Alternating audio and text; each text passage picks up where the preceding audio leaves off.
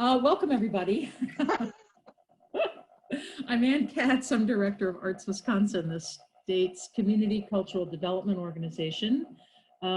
We are here at a webinar on mobilizing the arts for older adults in the age of coronavirus and beyond with Ann Basting, MacArthur Fellow, UWM professor. And hey, I'm introduced.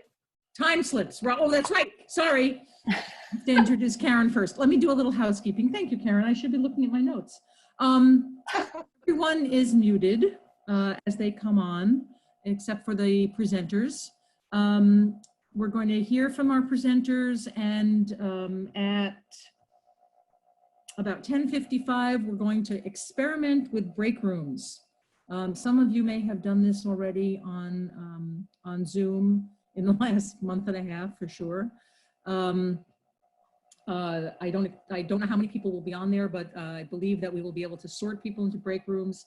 And basically, you'll have about 10 minutes to talk about the presentation and come up with a question or two that you want to ask our presenters. And if we can get to those questions at the end of the break room, great. If not, then we will incorporate them into the mix of and get the information out to everybody. This session is being recorded, and I think that's it. So I'm going to turn it over to Karen to introduce herself, and then she will take it away from there.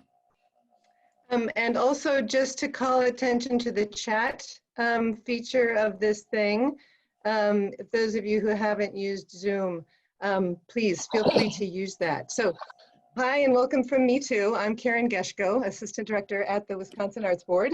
The Wisconsin Arts Board is Wisconsin's state arts agency. Every state has one. We are funded by the National Endowment for the Arts and the Wisconsin State Legislature.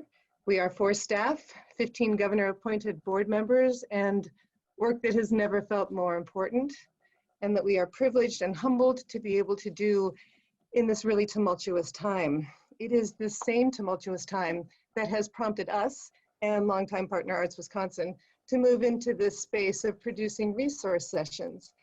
And specifically today to respond to the interest that we've heard about connecting the arts and elders more closely. And we are truly fortunate today to have 2 remarkable people who are donating their expertise and enthusiasm in that realm. First, I'll introduce Jennifer Ellis, Program Director at the Gerontology-Aging Services Department of Wisconsin Indianhead Technical College up in Superior. I became a fan of Jen's a few years ago when I met her in Superior to talk about the arts and aging work that she was promoting amongst her gerontology students. Her in-depth understanding of the work being done in Wisconsin to connect elder care with the arts and creativity and creative activity really impressed me, as did her knowledge of the people doing strong work throughout our state. She's a great dot connector, making sure that people know how to access resources and to connect with each other. So Jen, thank you so much for being with us this morning. And Ann Basting, artist, founder of Timeslips, which is an international network of artists and caregivers committed to bringing joy to late life, and a MacArthur Fellow, recognized for her work in that realm. And thinking about how to introduce this amazing woman, I can think of no better way than to tell you how she sees the arts in her own words as artist and as gerontologist. She says, the arts are a way of being in relationship, of seeing and shaping the world. My work brings the tools of imagination and creative expression to care, relationships, and systems in order to foster healing through community building. We cannot heal without story. And I'm also going to make a plug for her soon-to-be-released book, Creative Care, A Revolutionary Approach to Dementia and Elder Care. And when I say soon-to-be-released, I do mean on May 19th, less than 2 weeks. So woo, Ann. Ann B., thank you for being with us this morning. Okay, so we've structured this session today to first hear Jen and Ann's views on this work, encouraging people also who are participating in this session to put their questions and comments and favorite resources, please, in the chat box along the way. If you have some stories that you want to share, please do that there. We'll be capturing that. And then go through some of those questions for Ann Basting and Jen. And then, as Ann Kat said, do an experiment where we break out into smaller groups so you all can engage a bit more directly with each other, and more on that from Ann later, right when we're about to get started. So first, the questions. And those questions, the first one we'll go for is to set the stage, so to speak. What are you doing? What are you seeing in aging care in these days that you want to be sure our participants here know about? And Jen or Ann Basting, you can decide who goes first on that one. Jen, that's your territory. You can start on that one. All right, thank you.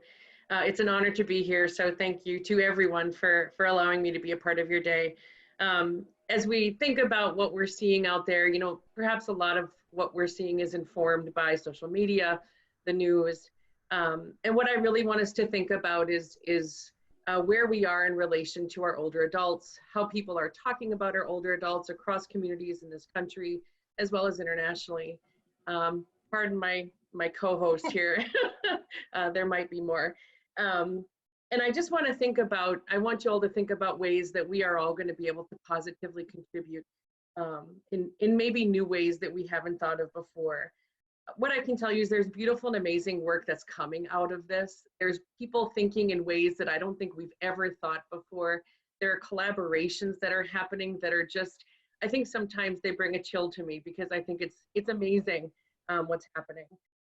Just some kind of highlights of what's happening. Certainly we can think about our long-term care institutions that are struggling, you know, caring for residents that have varying levels of disability. Certainly dementia is a big piece of that, and how we're able to support them. Sadly, our institutions are relatively socially isolated just from family and friends. But also, I want us to also think about the staff, the people on the front lines who are supporting older adults in home and community-based services, as well as our institutional settings. Some other things I'm thinking about, the grief, the ambiguity, ways that people are processing that in ways that we can actually engage the arts communities to think about that a little bit differently. And then the last thing that I want us to think about are some of those other areas that maybe we're not thinking about. Thinking for me, the grandparents who are raising grandchildren and are now becoming educators. Other communities where people are struggling with having the technology that they need to do things like we're able to do today. So I think that there are ways for us to all positively contribute. And I think as Ann had said, and you made reference to, Karen, it's about the relationships that we have. And in our prep call for this, it's about kind of going old school, going back to those ways that we've connected in our communities in ways that maybe we haven't thought about in a while. So, Ann, anything to contribute to that? I would say, yes, thank you for that, Jen. And one of the benefits of this conversation is just, it's great to be in conversation with you. I would say also that this is a moment of compounded isolation because we've done a fantastic job of isolating our elders for a really long time now. And so the isolation is actually compounded. And the fascinating thing in this moment, I think, is you can feel a palpable, for I think one of the first times, a yearning to connect with older adults and not in a pity structure of giving, but of a relational component. I think this desire to connect is earnest from both sides for the first time. That it's reorienting that relational, that sense of relationship between non-elders and elders, or people with disabilities and people who are lucky not to yet be disabled. I would also say that this moment is revealing profound, you can You can feel it, profound disparities, health disparities. Our African-American communities, our Native populations, oh my God, it's shocking what's happening. We've known this. Again, we've been isolating older adults. We've created systems for them to remain isolated and for us to put off thinking about aging as long as possible. Mortality has been on the edge of, if you're privileged to have mortality on the edge of your knowledge circle, we have put it as far away as we can. And this moment where care homes are, older adults are in their rooms, pretty much there's minimal communal dining, minimal communal activities, maybe small groups that are social, I refuse to say socially distanced, just distanced. There's an incredible burst of creativity happening that you mentioned, Jen, which is, I think, people overcoming some of these boundaries. And that is, I think, what we're really targeted to speak to today, which is thrilling to see how rapidly we're trying to connect and overcoming some of these separations. I think that's my addition to that. That's great, thank you. And I also want to invite you to, I know you're focused and beautifully so on elder care facilities, and just inviting you to open that up a little bit to also just think about the elders who are not, necessarily in care facilities, but who connect with senior centers, but who may be living alone, in their homes or houses or whatever. So that broader community of people. And I appreciate your, go ahead.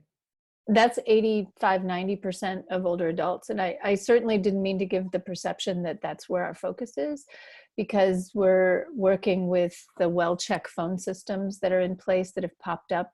That's part of the creative energy around all of this moment. Linking volunteers to phone tree systems to do well checks for all the people who used to be at the senior centers, which are closed down, all the people with dementia and the family caregivers who were going to in-person support groups or memory cafes that are all shut down. Rapid uptake of technology for them, but still, as we know, I think we're from all over the state, that technology, again, is at a fault line of disparity of access and, economic access, but also just broadband and Wi-Fi access. So it's a puzzle to try to figure out how to connect, and we can go into it more. I think the old school that Jen, you were talking about, mail, I love the mail. It's a simple thing. It's a beautiful thing. I had a long, terribly ugly cry this morning after I got an email from my friend in Italy talking about who's on our list for time slips of all the nursing homes and care systems that are accepting cards and letters, just talking about how important all those have been. So mail and phone and then other forms of more elaborate technology. And I find that particularly intriguing because, so many arts groups have been, and the marketing gurus say, we're talking about online, we're talking social media, we're talking all this stuff. And so many arts groups, for cost as well as time, et cetera, have gone away from certainly as much mailing hard copy as they used to. And so what an interesting time to revisit that, especially if there is extra time to devote to that kind of outreach, whether it's to patrons, audience members, community members, whatever, to not overlook that piece. And I would invite participants on this call, if you're doing anything like that, or if you're seeing work like Anne and Jen just described being done, please put that in the chat box too. That would be awesome.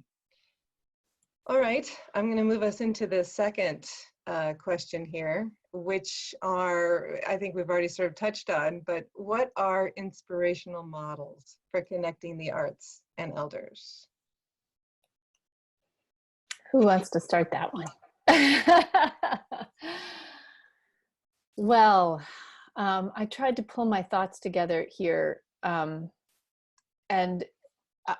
I've just been I'm kind of, let's just all take a breath and say we're all a little overwhelmed. I hope I'm not the only one, but part of it has been in this moment, just watching the generosity and the creativity pouring out of people trying to figure out how to reach and connect and help. Theater companies sewing masks. I mean, it's incredible to watch and experience. To me, the really inspiring things are when people can kind of organize themselves, which is also tricky, especially if you're adapting to an online environment for your workspace. Timeslips has been virtual since 2013, so we've had a little bit of a running start.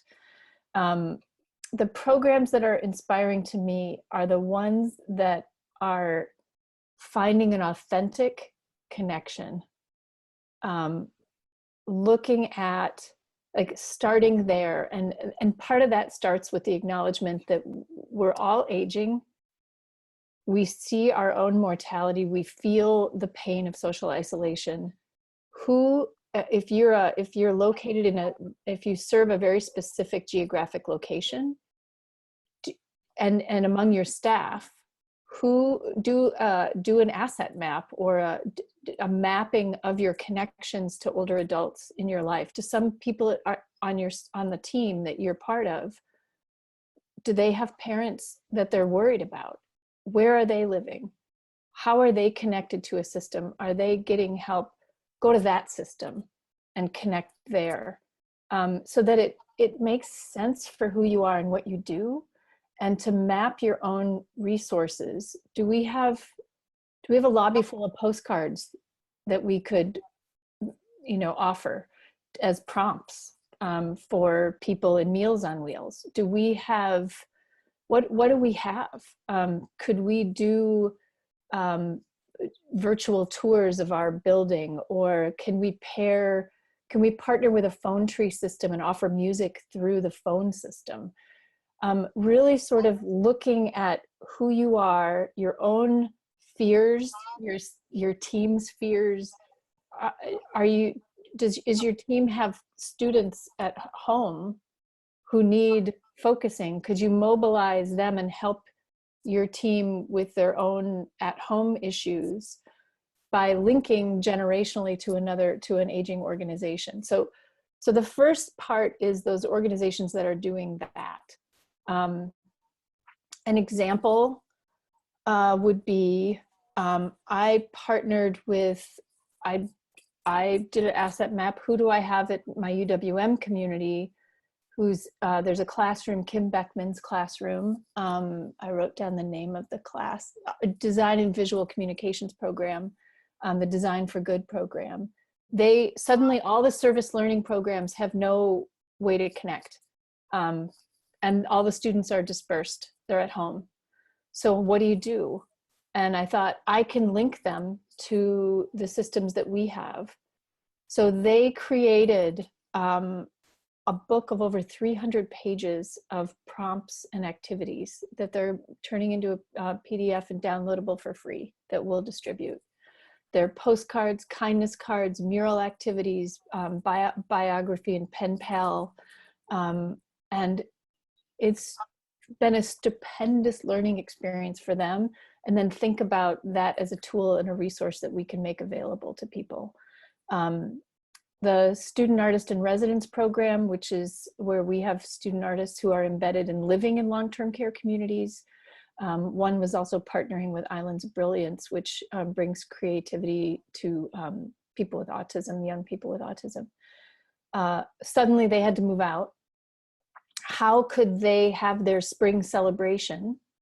So they're doing it in a webinar on May 14th that you all might want to join, called our annual spring festival is called the Flourish Festival. And they're going to do basically a Zoom exhibit showcasing all the incredible work that has been going on in those communities for the last year. So that's May 14th at noon. All over the country, there are incredible examples, kits that places are creating and then offering for distribution through an existing distribution system. So again, mapping how people are reaching older adults. Are the churches doing outreach to their elder congregants? How can you make your resources available through a system that's in place already in your community to reach the older adults? Partner, partner, partner, partner, partner, partner. I'll say it again, partner, to get it done. Julie or Jen, do you want to add anything? I could talk forever on this, as you can tell. So yeah, don't get us started. You know, the thing I was thinking about, and I just added this to my list, is right now as a gerontology program, we have students who are looking for internships, and the more traditional places that they might do their internships may not be accessible to them. I can tell you that we are already planning for August because we don't know how accessible our organizations will be. So if you don't feel as though you have the expertise, do you have some local talent in gerontology programs, therapeutic recreation programs, nursing programs, occupational therapy programs?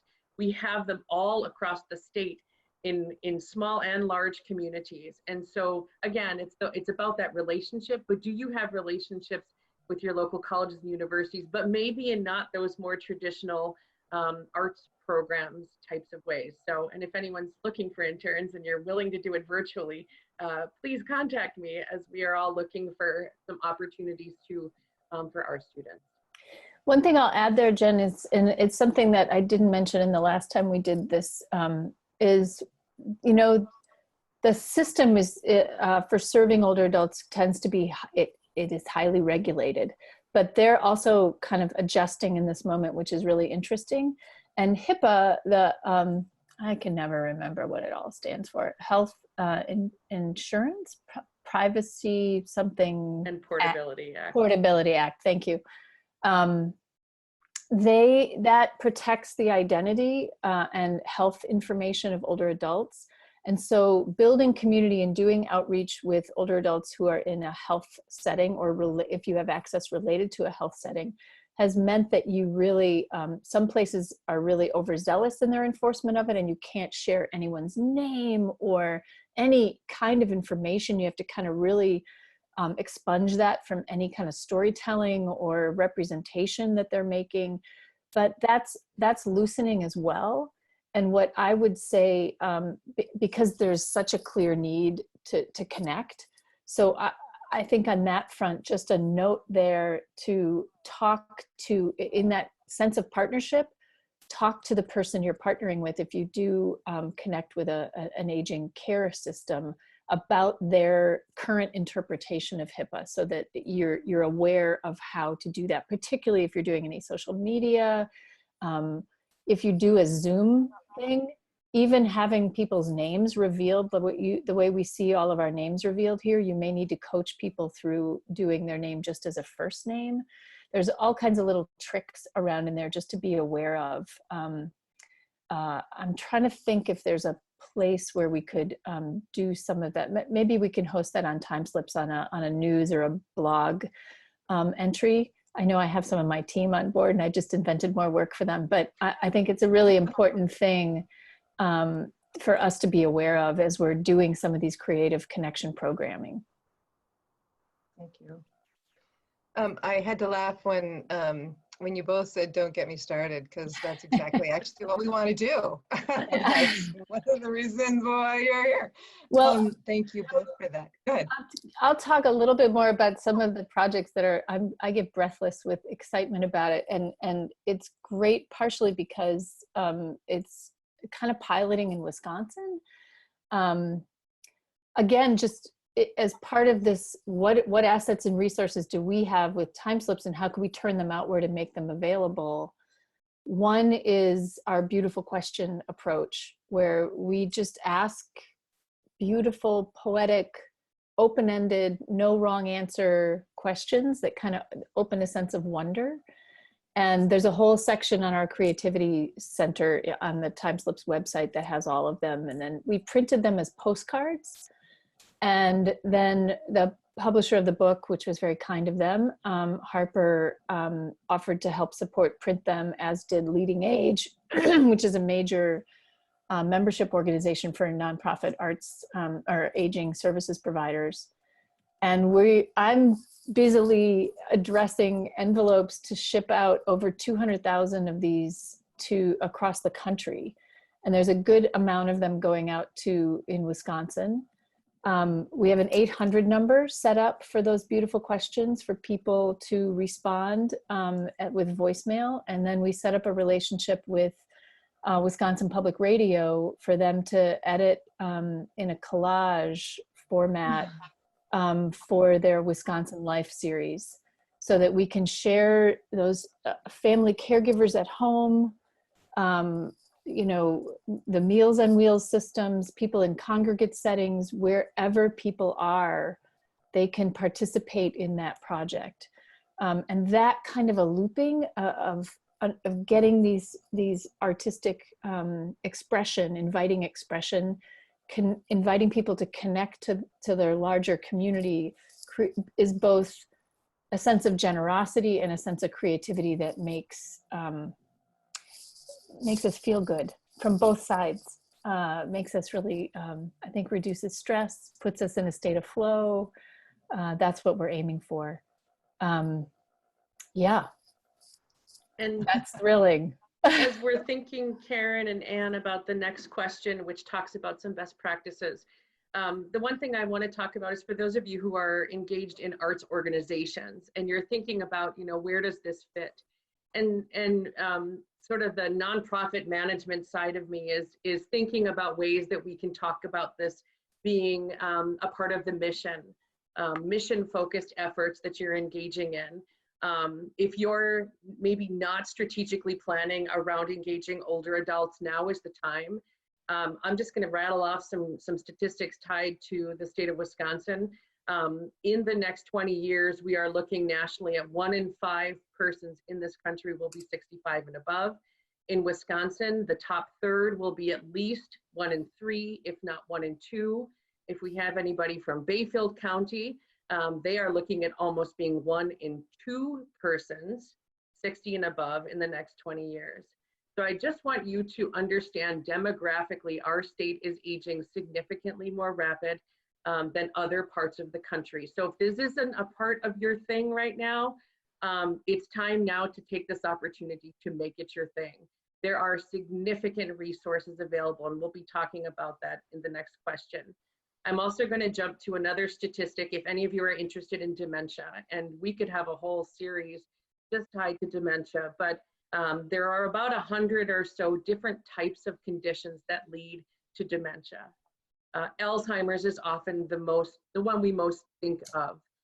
The statistic is that you have about a 1 in 3 or 1 in 2 chance of having a dementia by the time you're about 80 years of age. And so again, as we are strategically thinking about our programming and ways that we can adapt, you know, I think both Anne and I could, again, speak for hours about adaptability of programming, adaptability of that hands-on approach.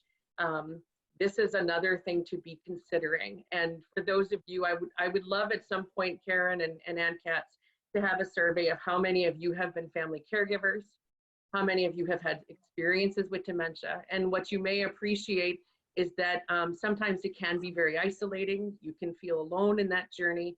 And so that's the part of the loneliness that we're talking about.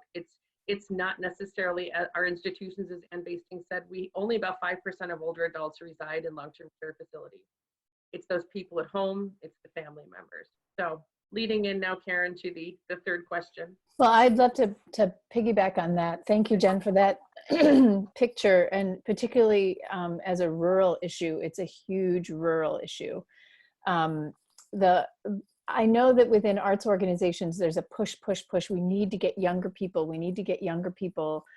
We need to get younger people. And I just want to emphasize that it is not mutually exclusive, that you can, I think particularly through this pandemic experience, and then also I think just generationally, young people are interested in engaging across the life course. That has been a huge treat for me as an educator, realizing that and mobilizing students cross-generationally. But you can do intergenerational programming and pair people. You don't, they are not mutually exclusive. You can do both. Creativity as we age, it never stops being beneficial. That's awesome. Thank you both for that. And Jen, I feel like you don't even need me. You've already segued perfectly into question 3. So let's go there. And that official question is, what are the best practices and goals of connecting arts groups, artists and performers, and elders? One thing I wrote down a variety of things, but one thing as we're talking that has stuck out at me is how many of you even know where to begin in your local communities? Who are these people that coordinate programs like Meals on Wheels? Who are these activity directors at these facilities? Do you know these folks? And the beautiful thing about Wisconsin is that we have a lot of amazing aging coalitions, aging networks that are across the state. Up here in northern Wisconsin where I am, so WITC covers 11 counties. We have 7 networks that cross our 11 counties that are connecting the institutional settings as well as those home and community-based services, along with other services that are now seeing that increase in older adults, including domestic violence, homelessness. So the first place in my mind, the one-stop shop, is those aging and disabilities resource centers. Every single county has one, and oftentimes they may be the center of those local community-based networks. Wisconsin, if you're not aware, is also moving forward with efforts to become a dementia-capable state. If that is a new phrase or a new term for you, I would love for you to look up that website, which is on the Department of Human Health Services website. In Wisconsin, that we are becoming a dementia-friendly state. Is your business dementia-friendly trained? And what does that mean? The good news is there is free training for your businesses to become dementia-friendly, so that you're looking at your physical plant. You're looking at how do we serve our customers? And now might be the time to put some of that free training under your belt, so that you are preparing not only for the near future, but also in the long run with your physical plants and the services that you provide. Go ahead, Anne, were you going to say something? Oh, Karen? I actually was. I'll take this opportunity to say, not only as people think about, training their volunteers and how to respond to audiences and patrons and visitors and that kind of thing. It seems to me that would translate very easily from the commercial to the nonprofit. I had another related thought that's just gone out my mind, so never mind. Go back to you. Okay. A couple of other things that came out in my mind too is that we have an aging intellectual and developmental disabilities population. Many of them, in particular those that have Down syndrome, are also at risk for dementia at an earlier age. So again, aging related, but a whole other population that may not be on the forefront of your mind. A lot of the day programs, the respite-like programs, as Anne was saying earlier, are closed during this time. So that would be another group to engage in. And again, just being a good neighbor, being able to understand what's already happening around you and getting in those aging networks. If any of you are in northern Wisconsin and would like to engage, let me know, because I can get you tied up. But there's a lot of really cool stuff happening here that, again, that's not happening in other parts of the country. So Jen, I remembered, and it was, we have a number of arts groups that are doing some really cool work in this area themselves already.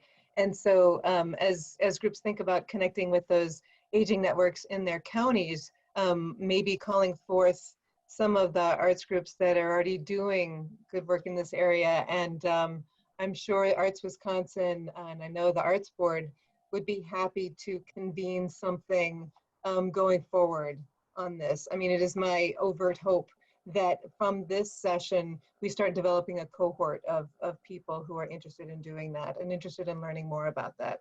And Ann Basting, I know you have some thoughts on this.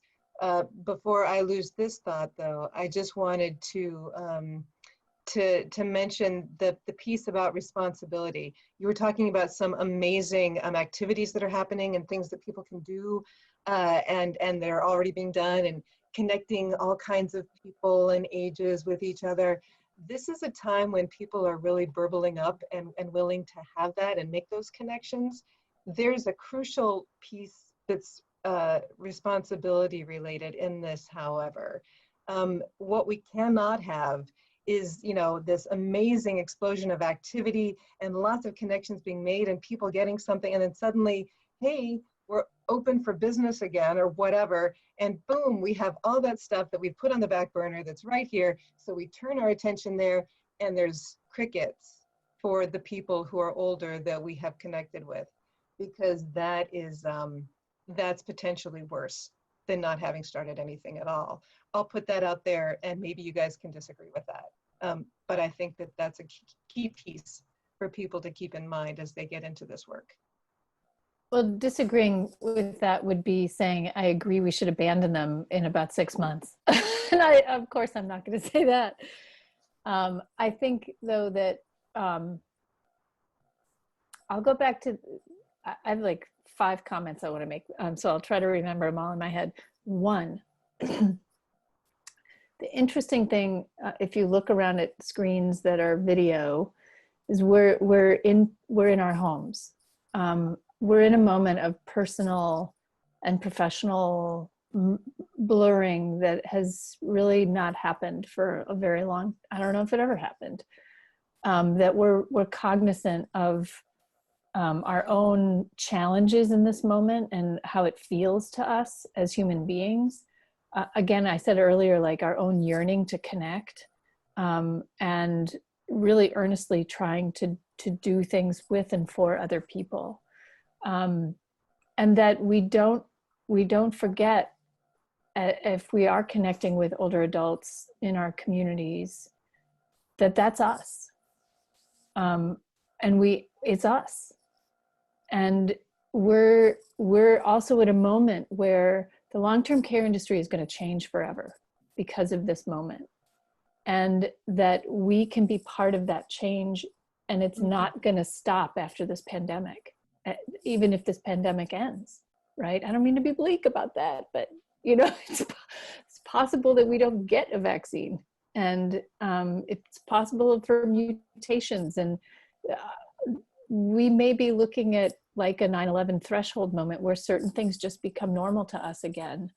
And we're in a place where we can shape what we want our own late life and how we can avoid isolation and work on that. So keeping that connection, that's what I mean. I think about identifying authentic connections to drive whatever actions you're taking right now.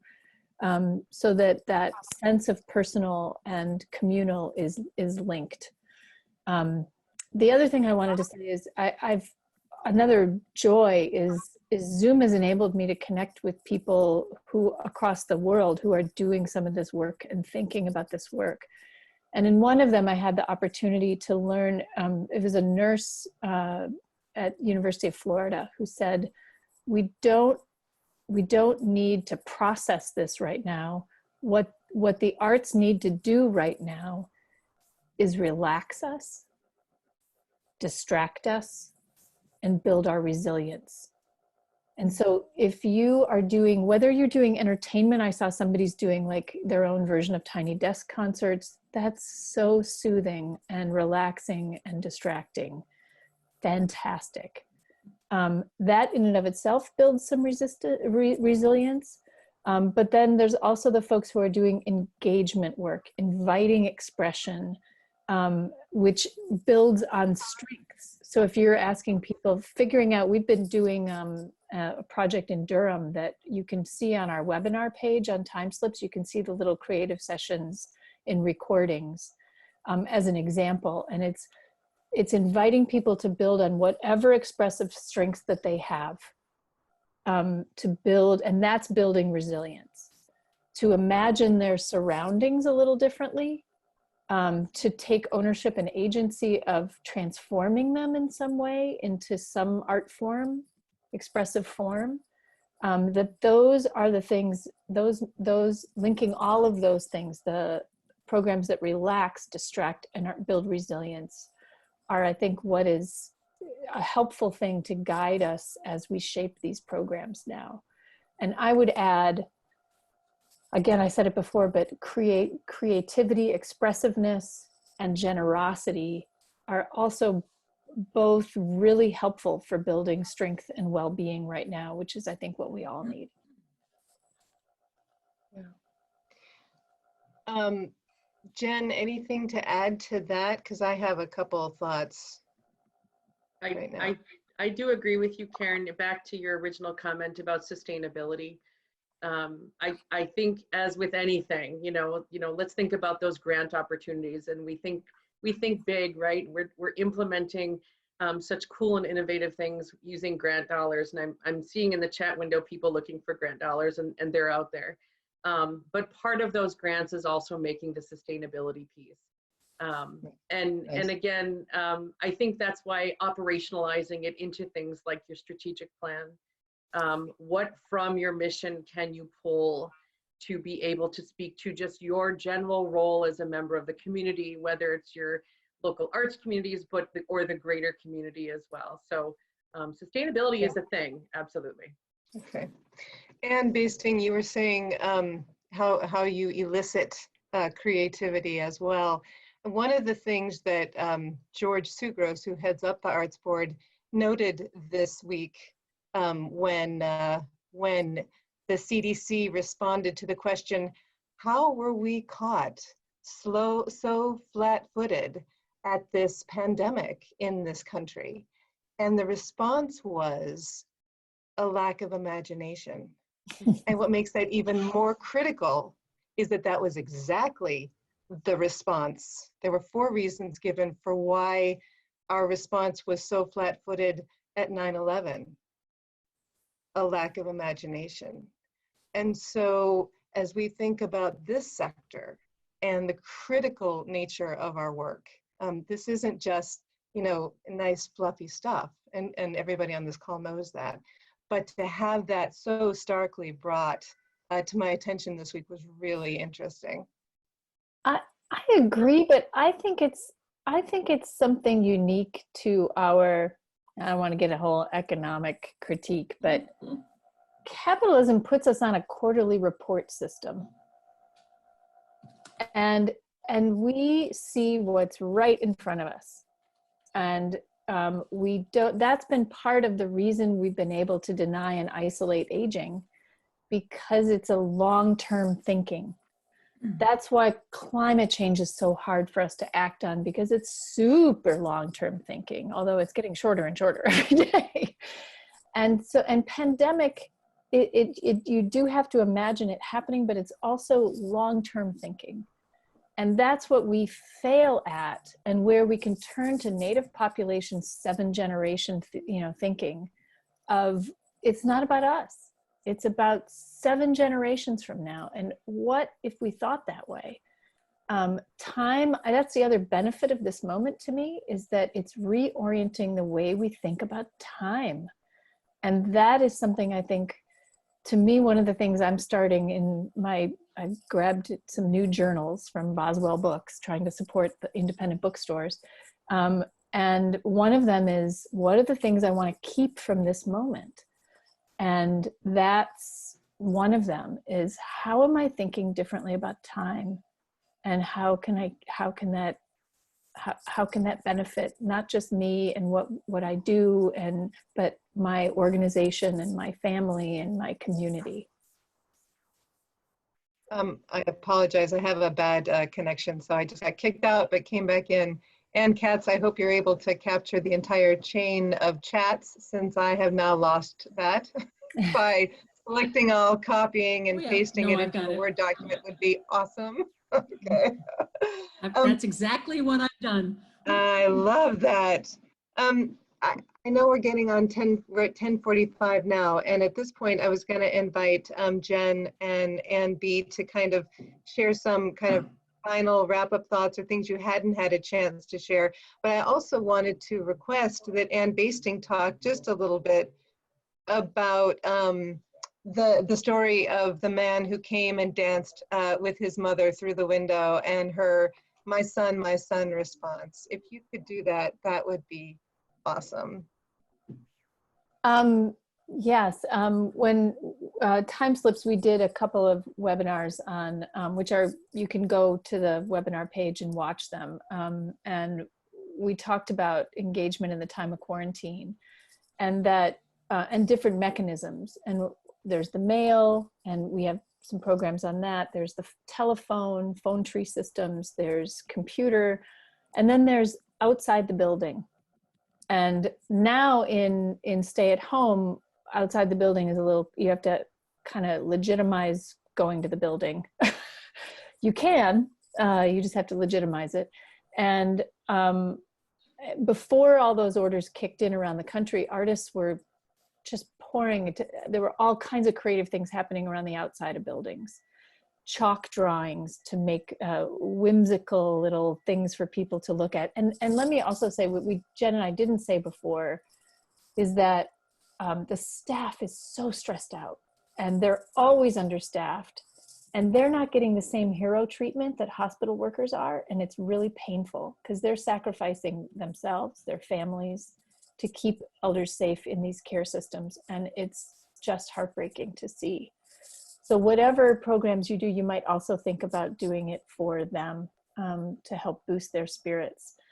And we have an artist collaborator from one of our Kentucky projects, the I Won't Grow Up project, where he's a set designer, lives in New Orleans, and his mother is in an assisted living. And he simply would go and dance with her outside the window in the front lobby.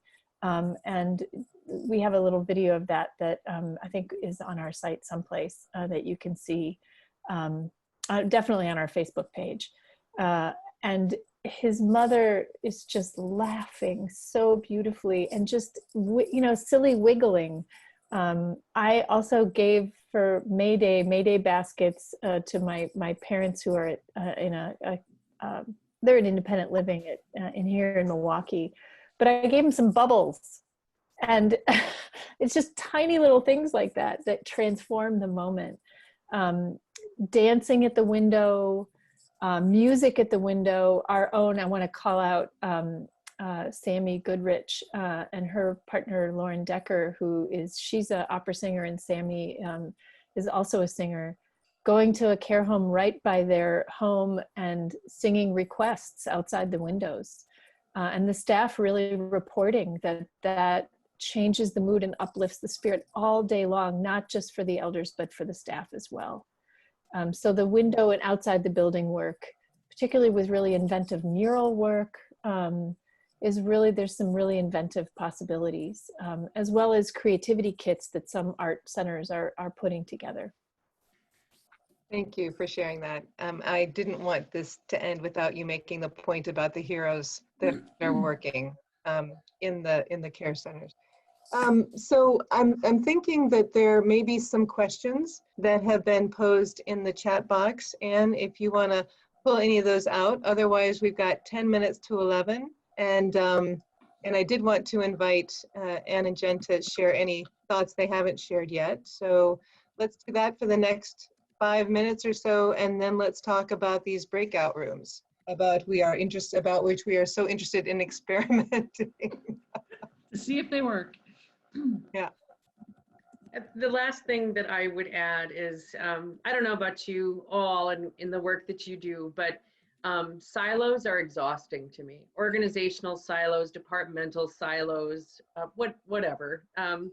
And so in my work here with our gerontology program in Northern Wisconsin, we are working to bust down the silos. Long-term care, elder services in our communities, all of them are siloed amongst themselves. And so we have an entire industry serving people who are 65 and above, and including our families, family caregivers, that are all significantly siloed across this country.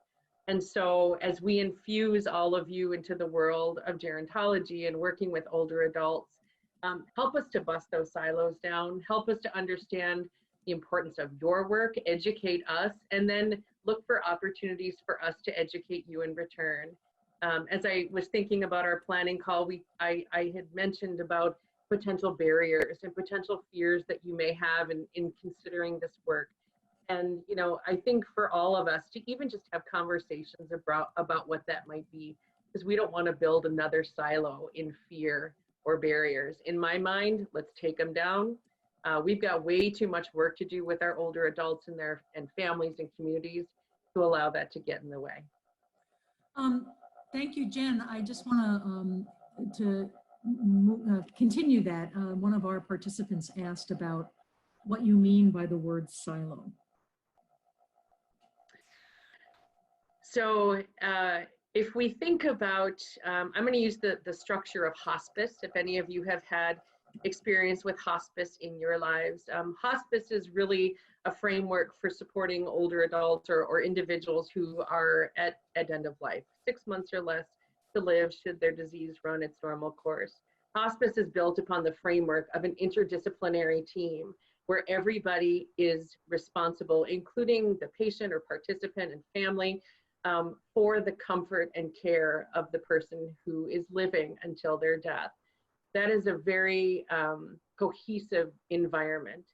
If we take a step back out and think about sometimes even educational institutions, if your program is in a building across campus, you are operating in your own silo. I've even heard, I'll just say horror stories of, oh, well, she's on the 3rd floor and our program's on the 1st floor. We don't quite know what they do up there. Right? So we get to know each other, right? So silos meaning that we're all operating in our own little cone and not getting to know what's outside of our world.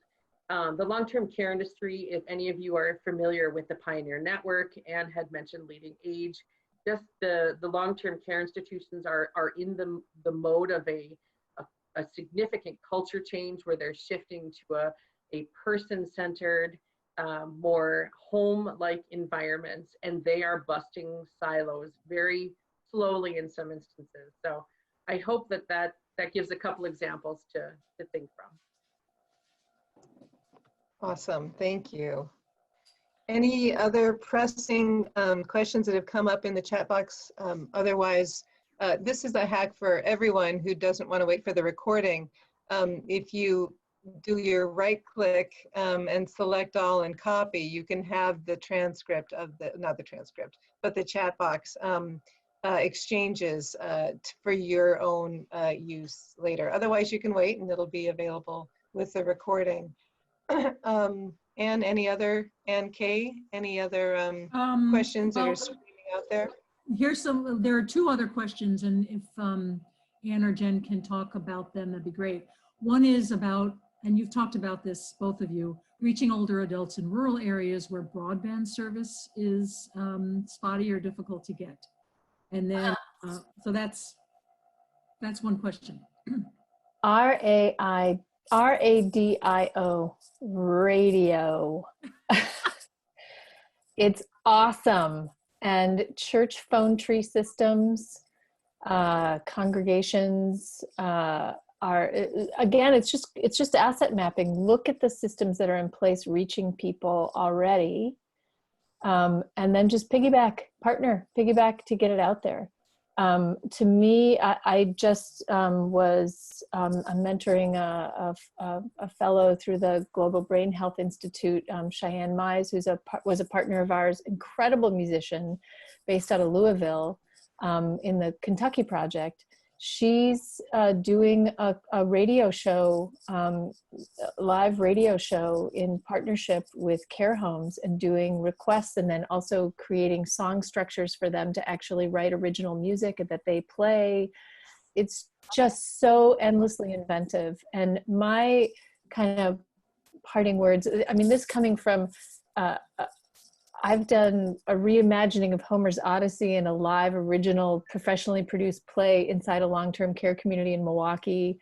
We reimagined the story of Peter Pan in 3 immersive theater productions in rural Kentucky. Just don't think of the barriers, and don't underestimate, don't have low expectations, but adapt what you do into building on the strengths of every person, whatever they have. If they're in late stage Alzheimer's, maybe they can echo and create a movement with their finger. There's always expressive strength available to people. So dream big and invite people into meaningful, almost impossible things, and you can feel the shift in meaningfulness in people's lives. You're creating a legacy for them to be the last important, beautiful thing that they do, that other people value. So just, we bring low expectations to that population, and it is part of why there is despair.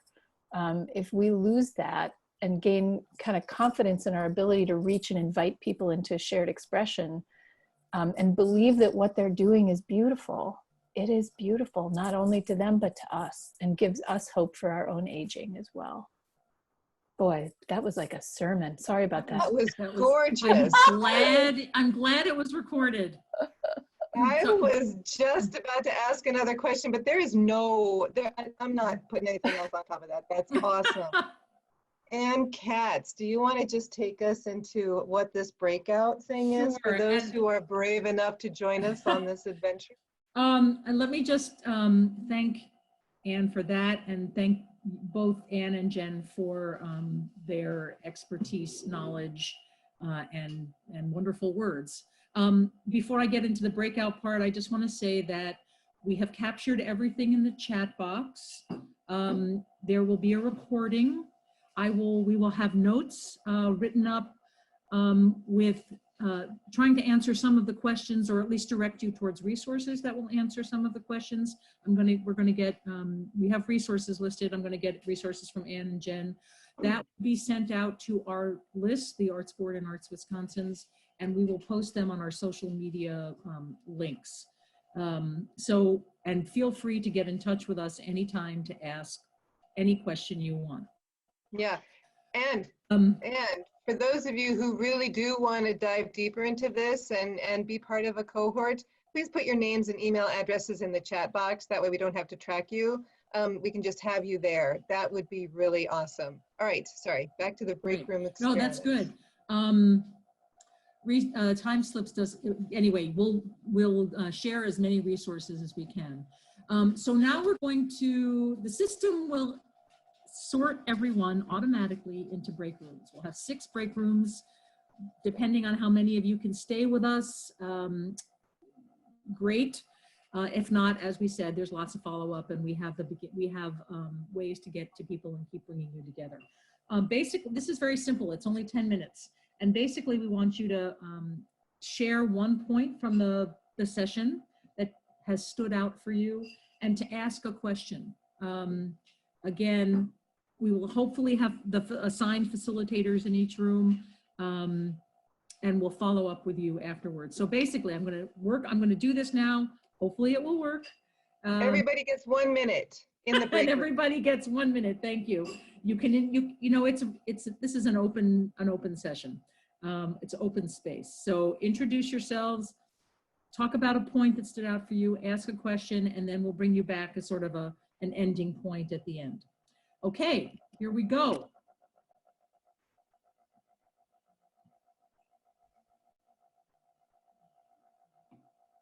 Oh, click join.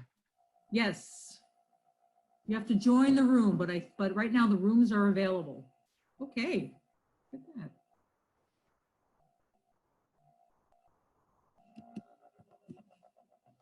Okay. Hi, Tony.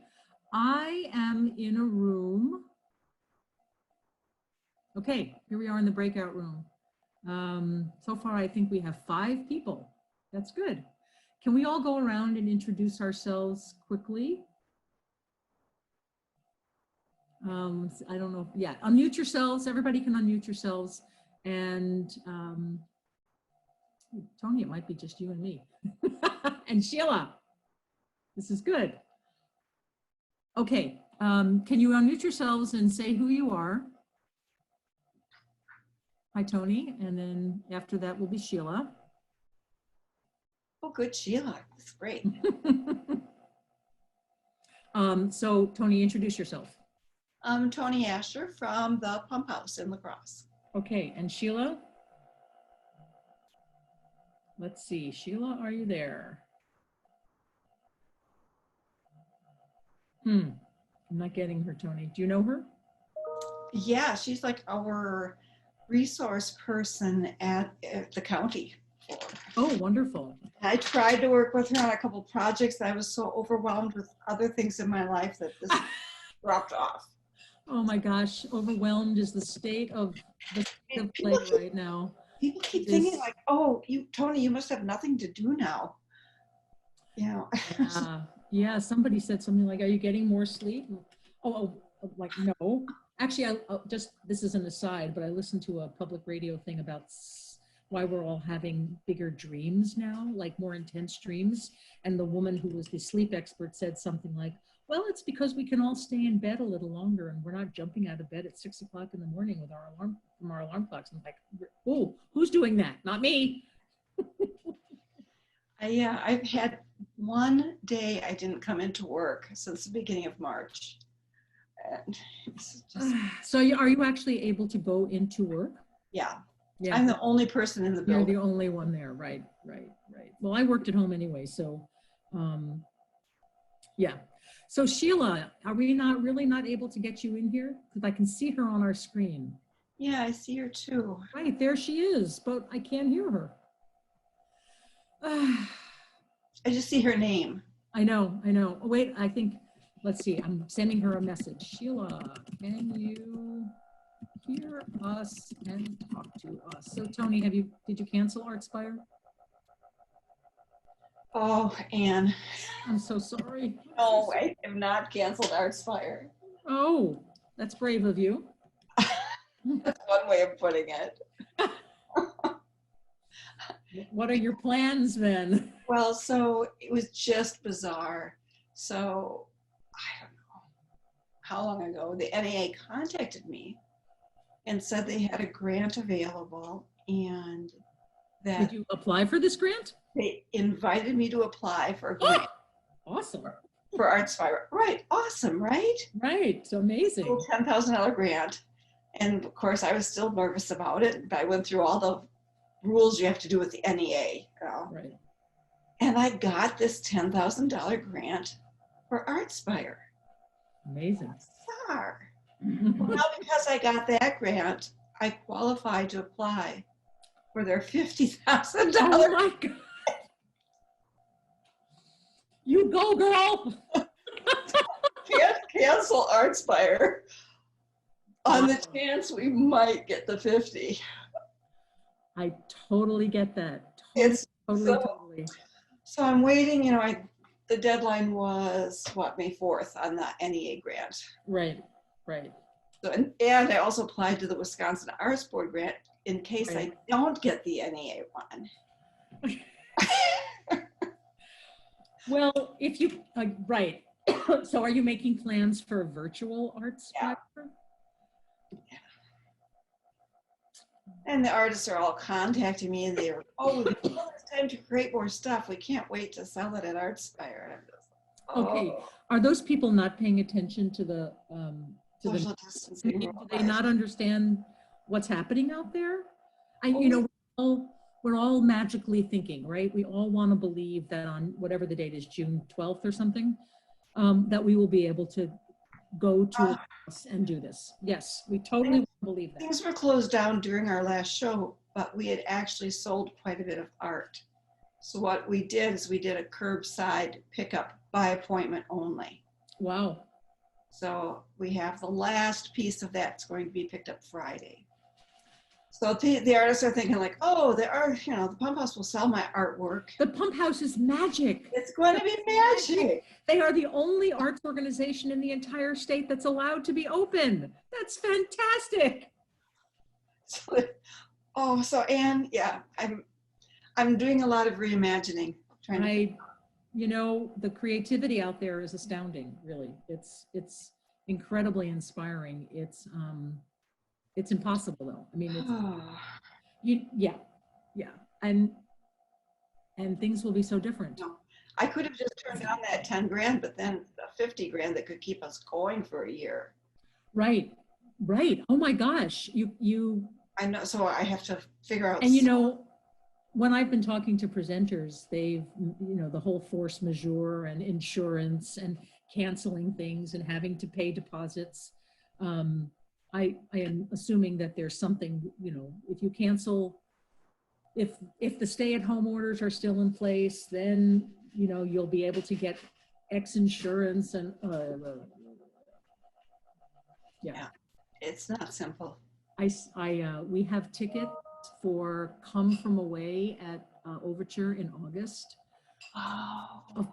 Of course will be canceled, but it's not canceled yet. And I said to the program director, Jared, how come you haven't canceled it yet?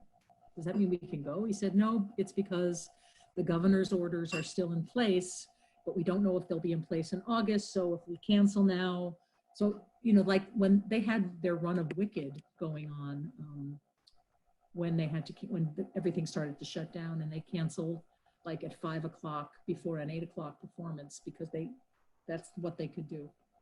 Anyway, I'm supposed to ask you, Tony, what you took away from this and what your question might be.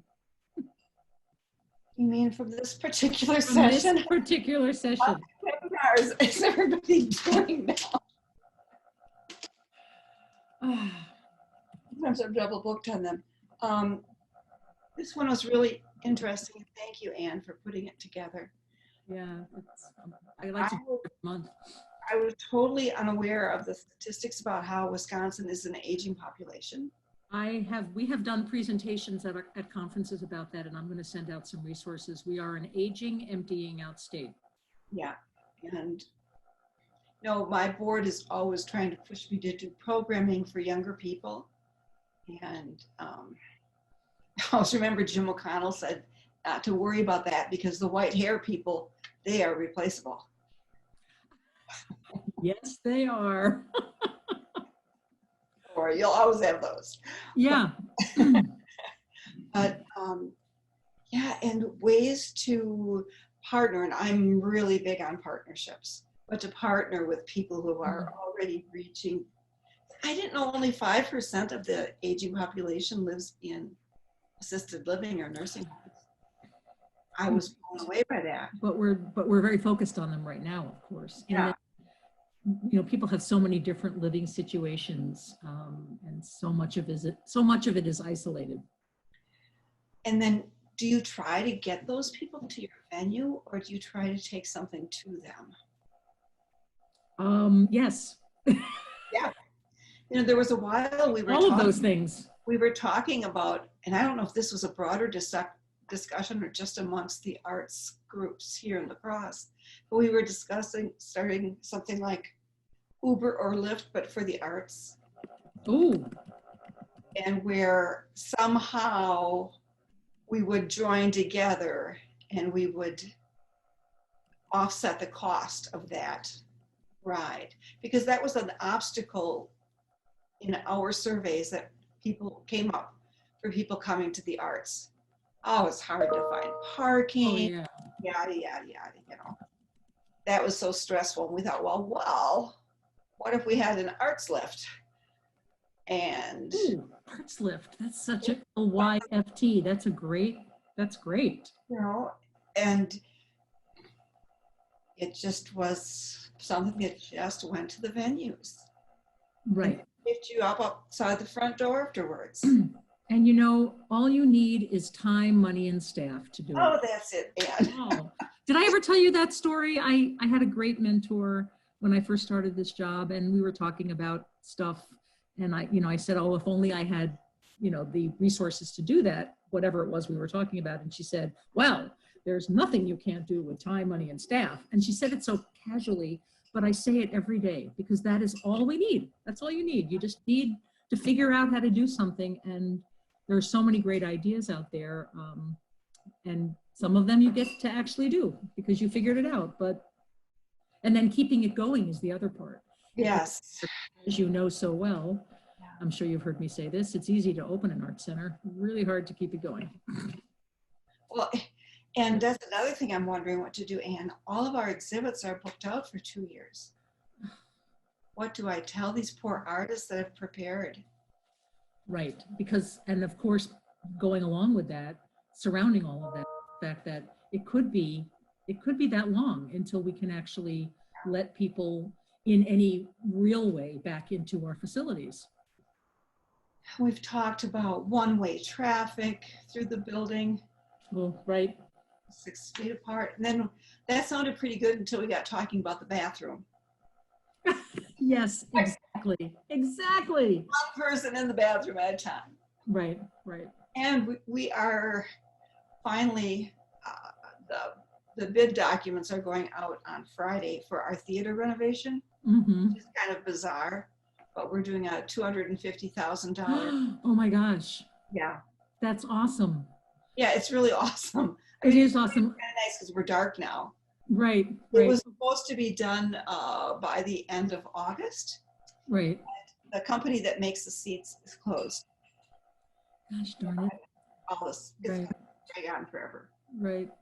Okay, Tony, I want to talk more about this, but I'm taking us out of this breakout room and going back to the main thing, okay? Oh, okay. So we'll talk more. All right. Okay, let's see. All the breakout rooms will close in 54 seconds.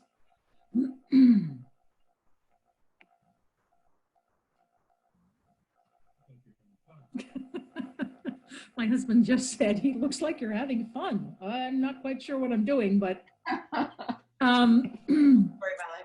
so I can't tell if you all are in our breakout room or if everyone is just coming back into the session. We're back in the session. Okay, thank you, Philip. So I would like to, I don't know if the facilitators are on, but I'd love to have any, we've got like 3 minutes here. If any of you want to unmute yourself and talk about one thing that struck you and or that you're in your group and one question you have, please also, if you want to just put it in the chat box, we'll capture that. But go, let's see, go, somebody go. Don't be shy. I guess one thing that struck me is just the unique perspectives coming from all around Wisconsin that, you know, that are coming to light. You know, people that are not highlighted as heroes, certain avenues and groups that are resources that, you know, wouldn't have normally been on the forethought. So I think this Right. platform has been exceptional for just broadening everyone's horizons. And on that note, we're all back.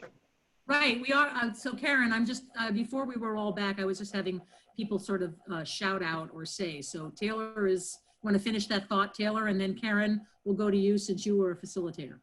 All right. Yeah, no, that's pretty much the thought. And Okay, I just and have any questions for you. I'm typing it out. I'm typing this out in the chat box because it's easier for me to capture it afterwards than go to a Word document. Okay, Karen. Awesome. What I'm I gonna call on love the about facilitators now. what I love about the breakout room thing is that when you say 2 minutes, you mean 2 minutes, and then it gives the countdown, 45 seconds, 40 seconds. Yeah, And I then saw that. no matter where you are in your conversation, you are put into the main room, which I love. Right. Except if you're doing a small breakout in the main room, that can be problematic. Oh well, Yeah, other than right. that. Anyway, so what was, tell us what you talked about. So nice to see so many faces familiar here, and some new ones. So me as a facilitator, we had 4 people in our group, and there were 2 of those 4, 2 were in Spark programs, or run Spark programs, the John Michael Kohler Art Center and the Woodson Museum. And so that was fun just to see Ann Basting's touch, you know, so many, on over half of our participants. And then the Amy from the Madison talking about the aging services and the advocacy programs that she's involved with was just really cool. So that's us. How many other facilitators did you have in the end? Well, we had 6 total, including me, so I can see, so I'll, and so do you want to make any other comments, Karen? Oh, and, Just- okay, Ann Basting just put a synopsis in there. Anything else, Awesome. Ann, you want to add to that? We had the best group, so sorry about you all Yes. other ones. I'm sure that's true. I'm just kidding. Just being stupid.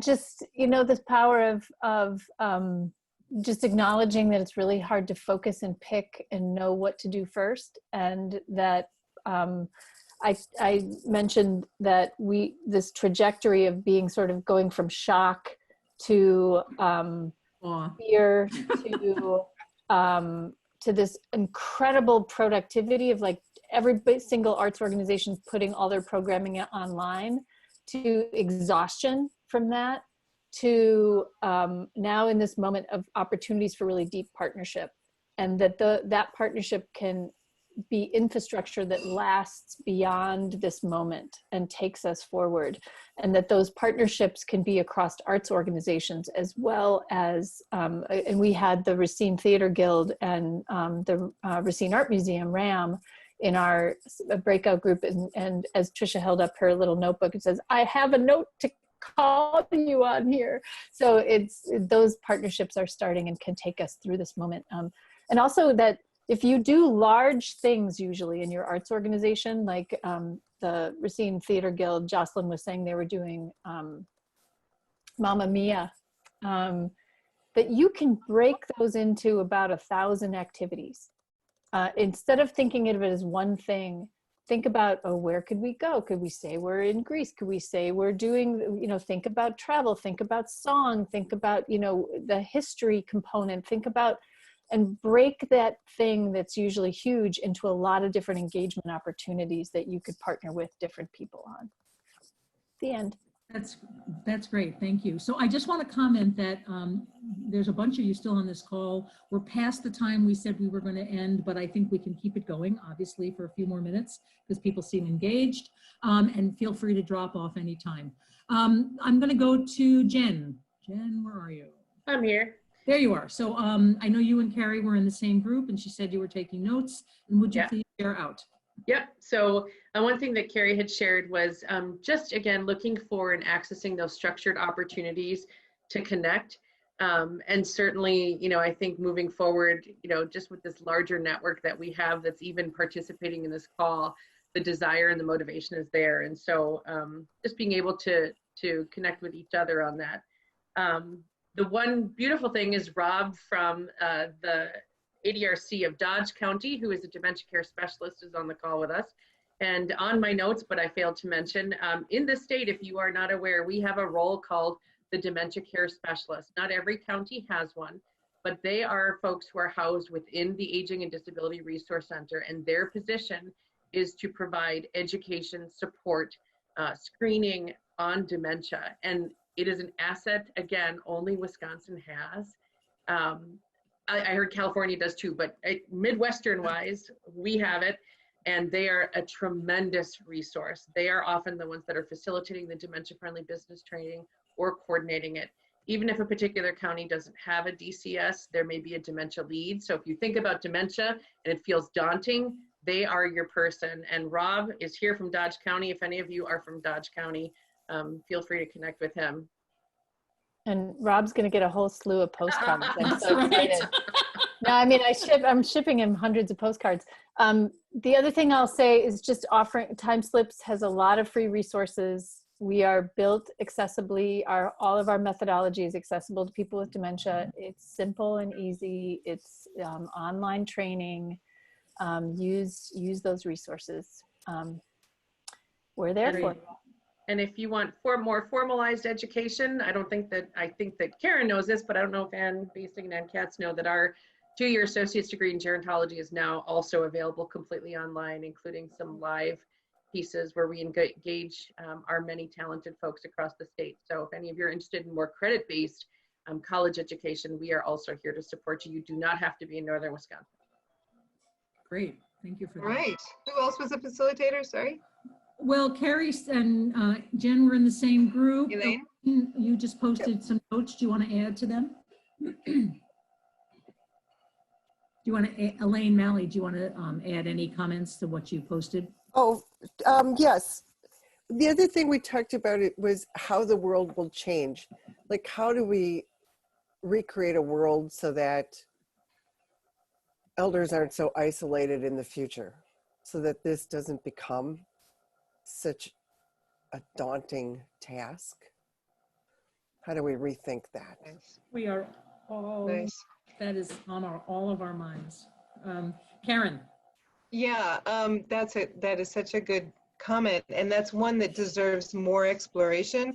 Danielle also put something about creating authentic engagement and how to do that.